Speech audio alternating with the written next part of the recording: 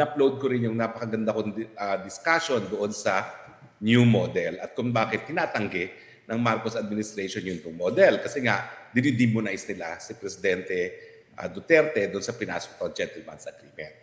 Pero ngayon, marami nagtatanong, bakit kaya ganun ang naging asta ni Senator Jinggoy kay Agent Morales? Galit na galit siya at talagang gustong-gusto niyang sirain yung pagkatao ni Agent Morales. Well, ito naman po, matter of fact. Wala po akong judgment. Kaibigan ko po yan si Senator Jinggoy. Palagi ako iniimbita niya sa birthday niya at ayaw kong matigil na pag-iimbita niya sa akin sa birthday niya kasi masarap yung handa niya every time nagbe-birthday yan.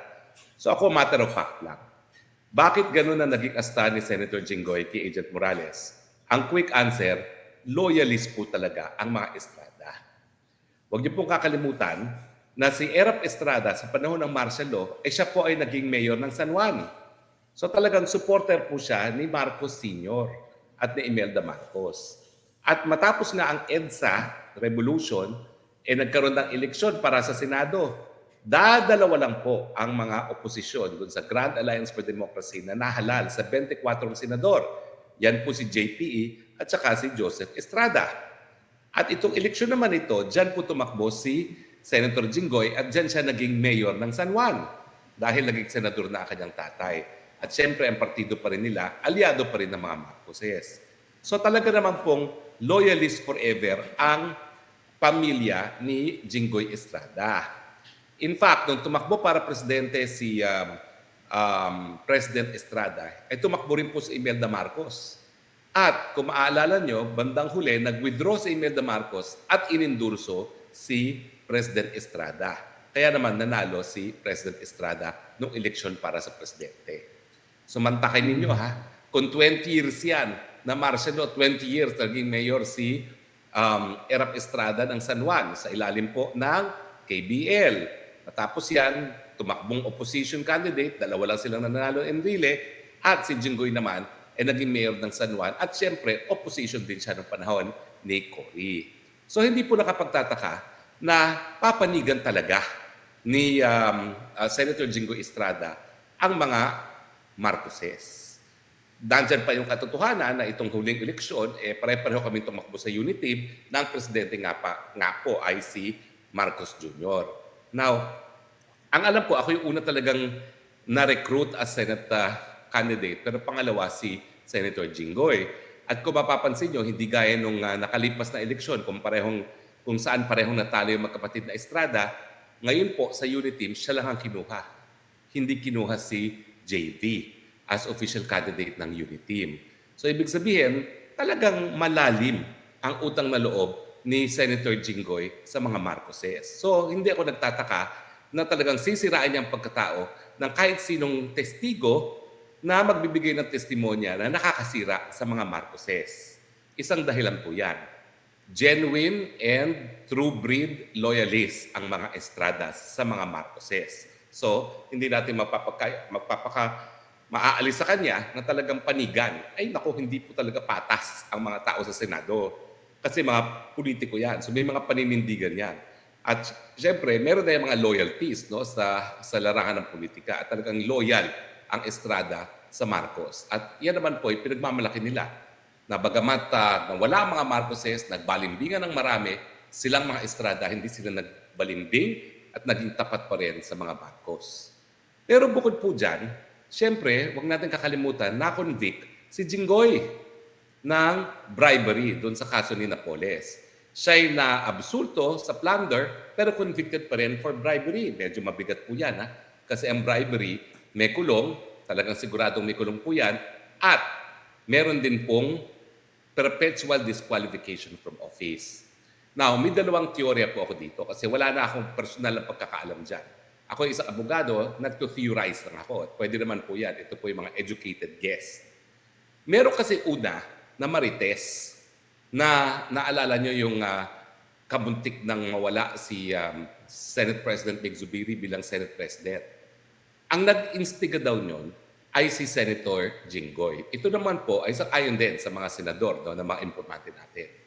At ang nag-udyok dyan ay nadiskubre daw ni Senator Jinggoy na meron parang, kung di ako nagkakamali, kung 24 silang senador, parang 24 or 36, hindi ko po alam kung 24 o 48 billion na infrastructure funds na sinulo daw yung leadership.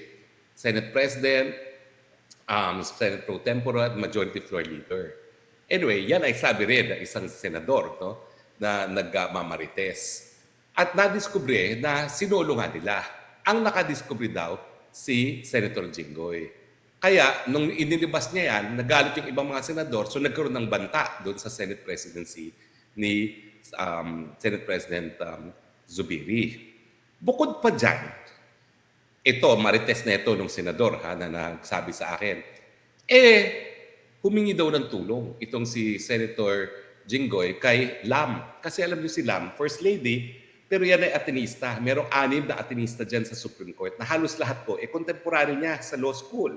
Di ba niya kaklase, sabay-sabayan, kasabayan sa law school. So humingi ng tulong. So parang ang naging arrangement daw, sige kasi si Biggs naman hindi makadeliver sa charter change, tutulungan kita, kunin mo na rin ang Senate presidency. Kaya nagkaroon ng tangka talaga na alisin si Mig Zubiri. Pati po ko nasunog kasi ang sabi na aking informante, lutong-luto na, talaga matatanggal na siya. So yan yung isang kwento. Pero isang kwento naman, whether or not nagkaroon nga ng banta kay Mig Zubiri, ang katotohanan ay meron tayong tatawagin na Robin Hood Padilla formula. Ano ba nangyari kay Robin Hood Padilla? Si Robin Hood Padilla na-convict din for illegal possession of firearms. Pero siya ay binigyan ng absolute pardon ni President Fidel Ramos. At yung absolute pardon, restore yung kanyang civil political rights na po pwede siyang mahalal uli. So ang pangalawang teorya, bukod doon sa unang-una, mukhang nakipagkasundo siya kay Lam para maging Senate President in exchange for tutulungan siya sa kaso niya. Ang isang teorya pa ay aayusin ni Jinggoy Estrada ang pardon, gaya ng ginawa ni Robin Hood Padilla. At yung kanyang pardon ay magiging absolute pardon para siya ay makatakbo pa rin ng pangalawang termino. Kumbaga, yung pang-apat niyang termino dahil nahalal na yan minsan, di ba?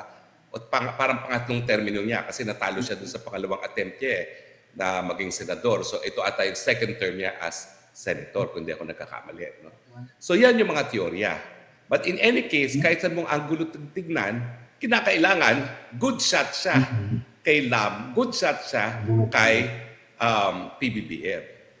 Mas dapat siyang good shot kay Lam kasi alam naman natin, dahil alam nyo naman, ang sinasabi, nagpapatakbo ng gobyerno talaga ay si Lam. At tingin ko naman, dahil nga doon sa conviction niya, mas importante si Lam kasi si Lam yung kakilala anim na justices. No? Pero sa akin naman, tingin ko, mahihirapan pa rin siya ma-impluensyahan. Kasi ako, kilala ko yung justice na nag-convict kasama ko po yun sa Michigan. Kita nyo yan. Pwede naman niyang absolutely i-absulto. Kasi lumabas yung desisyon, matapos na siyang mahalal na senador muli. So kung ang mga justices ay nai-influence ng mga politiko, dapat inabsulto niya completely para makakuha pa siya ng pabor. Pero hindi po. Inabsulto ng plunder, kinonvict pa rin. So ibig sabihin, hindi nagpalakas yung mga justices. Maski siya ay newly elected senator. So wag po tayo mawawalan ng tiwala sa ating sistema ng katarungan. Kaya po yan. Naniniwala ako na kapag ikaw kasi naging justice na ng Sandigan Bayan, miski hindi ka maging justice ng Supreme Court, ano ngayon? Justice na ang iyong titulo pag ikaw nagretiro. At malaki na rin ang iyong retirement. So wag po tayo mawawalan ng tiwala sa hudikatura. So ngayon, ano sa dalawang teorya ang tingin kong mas malapit sa katotohanan? Mas madali yung Robin Hood formula. Na siguro, i-atras na lang niya yung apela niya, aayusin niya yung kanyang absolute pardon kay Lam at saka kay PBBM, nang sa ganon, mabaliwala yung kanyang parusa at makakatakbo pa rin siya sa susunod na eleksyon.